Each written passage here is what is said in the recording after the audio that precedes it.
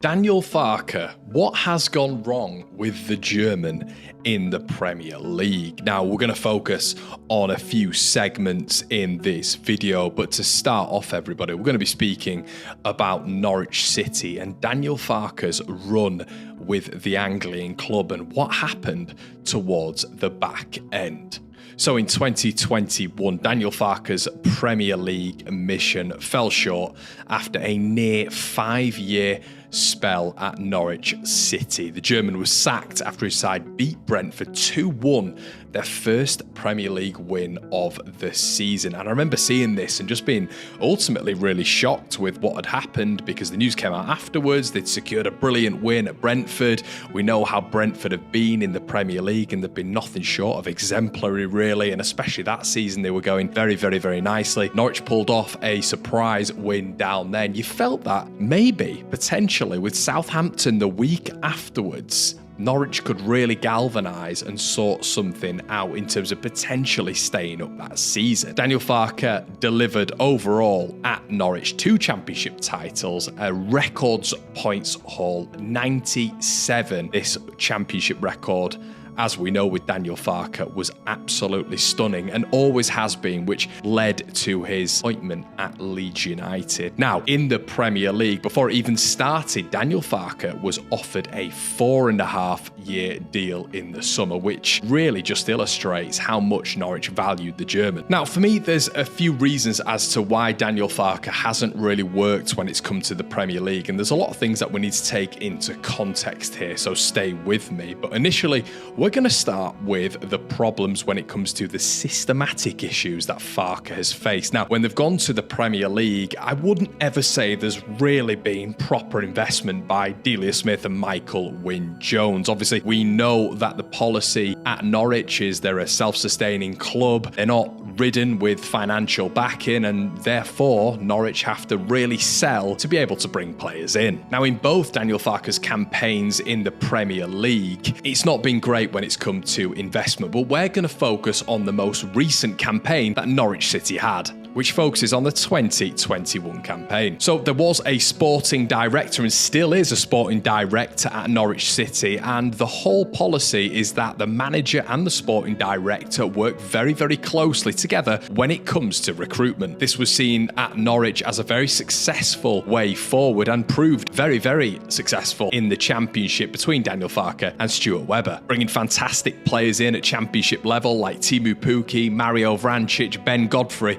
and many more. But for me, when you are breaking down Norwich, and even though they got promoted in the 2021 season with 97 points, and Farke did break his last points haul when it came to that championship win, you look at the amount of goals that were conceded in the Premier League season, and even if you have conceded such a lack of goals in the championship, of which Norwich did, only 36 goals conceded, when you go up to the Premier League, as we all know, you have to invest in every part of your squad. They conceded 84 goals in the Premier League campaign after they'd only conceded 36 in the Championship. Now, this, for me, is a huge recruitment issue at the back. As I've just said, you invest when you go up to the Premier League in every member of the squad because the difference is huge. And when I'm looking at Norwich's recruitment in this 2021 campaign, it was nothing short of diabolical, everybody. Ben Gibson brought in for £9 million. Giannoulis bought in as well from the Greek League. Brandon Williams on loan from Manchester United, and Angus Gunn brought in from Southampton for £5 million.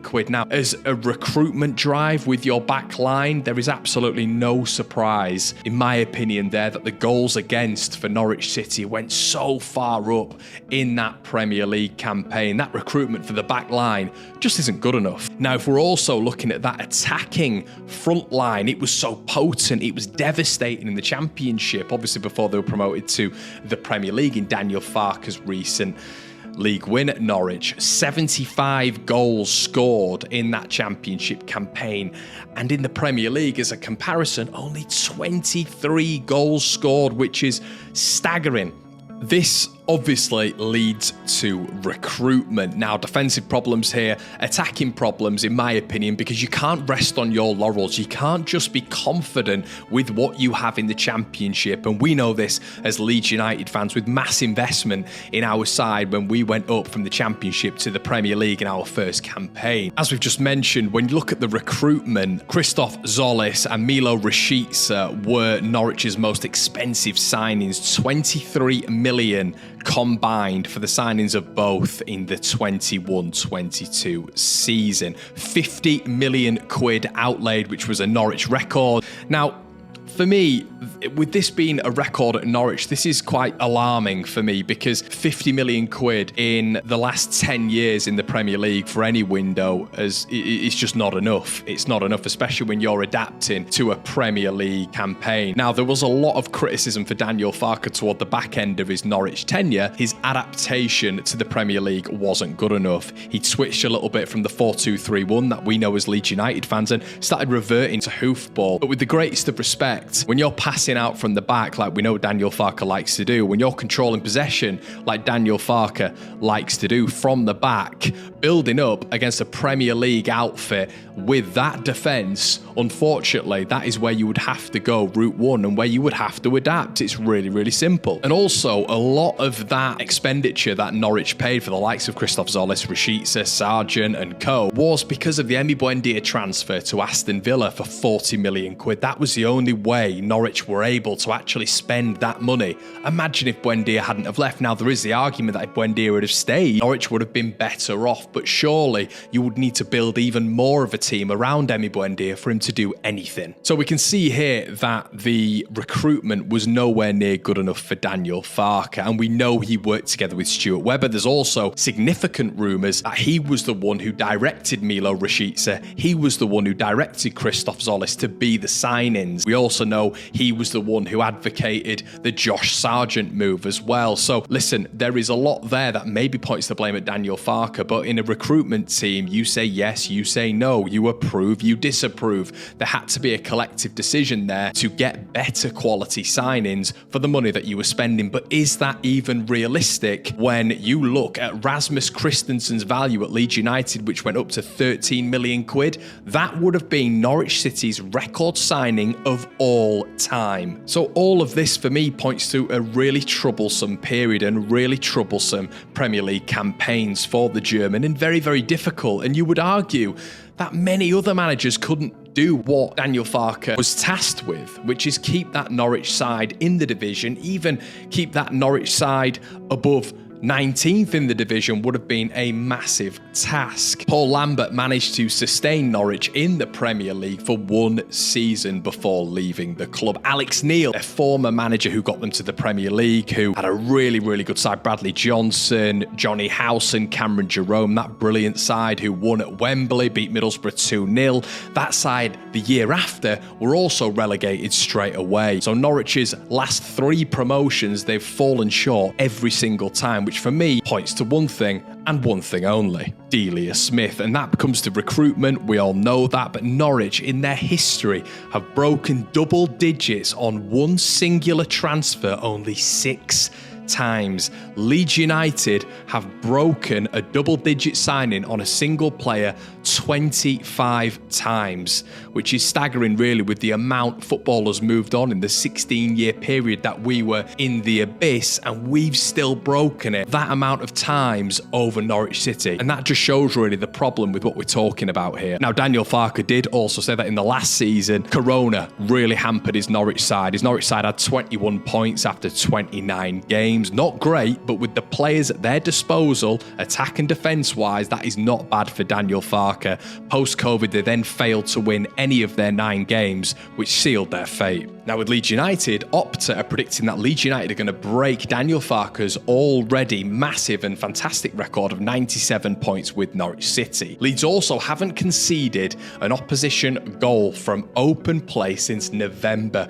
We've conceded 3 in 2024, and we've managed managed to claw Leicester back from 17 points difference. Now, the reason I'm mentioning this, everybody, is because Daniel Farke is still setting these little records as well. The last time Leeds United went on a 9-game winning streak, Frankenstein had just been released in cinemas in 1931. So what Leeds United and Daniel Farke are proving with each other now, the synergy, the cohesiveness, is that Farke is adapting to a better squad than what he had in the Championship. He was able to bring the likes of Emi Buendia, Todd Cantwell, Timu Pukki into the side and build a side with Norwich, but let's not pretend that these were already quality players. When Leeds have been relegated from the Premier League, we have an abundance of quality within this side that we've managed to keep hold of. That's a huge credit to the 49ers and managing this chaos and high expectation. Daniel Farke has had to do this as well. Leeds United are perennial second half of the season strugglers. We all know this. This hasn't been the case with Daniel Farke. Leeds United gone into another gear in the second half of the season with injuries as well, with one of our better players injured probably for the rest of the season. Farke has managed to galvanise the squad, utilise rotation, which he was criticised for at Norwich, and really make this Leeds side go up another gear. Now, for me, the attack at Leeds United is nearly Premier League ready. Not quite Premier League ready, but much closer than that Norwich side was when they went up in both Daniel Farke's campaigns. We have to be really, really clear here that Leeds do need that investment. It's also key to make people aware that in September 2021, Daniel Farke lost his 15th consecutive Premier League games across 2 different campaigns there, which has never ever been done before in Premier League history. Farke also has a 12.2% Premier League record. Just to put that into context, Jesse Marsch has a 19% winning record. Daniel Farke has to improve that Premier League record, and in the Premier League, we know it's that ruthless that you have no time to learn. So what does it all boil back to, everybody? It all boils back to recruitment. And the big positive I think that Leeds United have is just the size of the club, the grandeur of the club, and that does play into our hands. We're going to have much more money than what Norwich had in the 2 campaigns when they were promoted. We are not really a self-sustaining club. We will be pumped full of money, hopefully, when we get to the Premier League via the 49ers. We have major assets that, if we need money, can be sold on. Leeds are just in a much healthier position than what Norwich were the last 2 times they were promoted. They had to sell players to be able to spend, and when they have the likes of Aston Villa, Everton, Brighton, Crystal Palace, Newcastle, all finishing in those positions above Daniel Farke's Norwich, you're never going to be able to survive, because these clubs are spending more money than you every single transfer window. So for me, everybody, we know Daniel Farke has to improve that Premier League record. We know he has to, but if we do get back there, he has much more of a chance with the backing that he has at Leeds United. Hope you've enjoyed this video, everybody. Please make sure you like, comment, and subscribe. Head on over to the Patreon for bonus content. Check out our merchandise, link is in the description below, and I'll see you on the other side. Cheers.